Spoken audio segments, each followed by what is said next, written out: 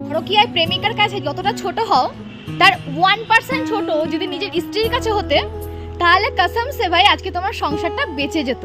বুঝলে? দেখো, অন্যের ঘরে জিনিস, অন্যের ঢাকা দেওয়া খাবার ভালোই লাগে আমাদের।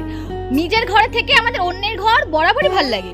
নিজের বউয়ের থেকে অন্যের বউ, কারণ সে সবসময় সুন্দরভাবে সেজে গুজে যখন বাইরে বেরোয় সে বেরোয়, খুব মিষ্টি ভাবে কথা বলে, কারণ তার মাইন্ড ফ্রেশ থাকে। ঘরের বউ তো সেরকম থাকে না, সে সবসময় অগোছালো থাকে, হয়তো কখনো টিপও পরে না, চোখে কাজল পরে কিনা সন্দেহ, একটা ছেঁড়া ভরা জামা কাপড় পরে থাকে।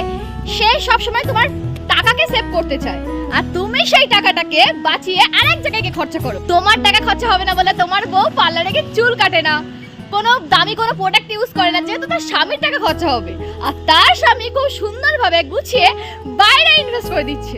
ভাই 1%, মাত্র 1% এফোর্ট, অ্যাকশন নিজের ফ্যামিলিতে দাও, সংসারটা বাঁচবে। কারণ বৃদ্ধাকালে না তোমার স্ত্রী তোমার সঙ্গ দেবে, ওই পাশের বাড়ির সুন্দরী বৌদিটা ও তোমার সাথ দেবে না গো। বিশ্বাস করো, যতদিন তোমার পকেটে টাকা থাকবে ওই মেয়েরা ঘুরঘুর করবে। আসলে বাইরের মেয়ে মানুষ তো বেশ্যা সমতুল্য হয়, তারা কখনো বউ হতে পারে না, মাথায় ঢুকিয়ে নাও। আজকে ভুলের কারণে সংসার ভেঙে যাবে, কালকে হাতে পায়ে ধরলেও ওই সংসার কিন্তু আর জোড়া লাগবে না।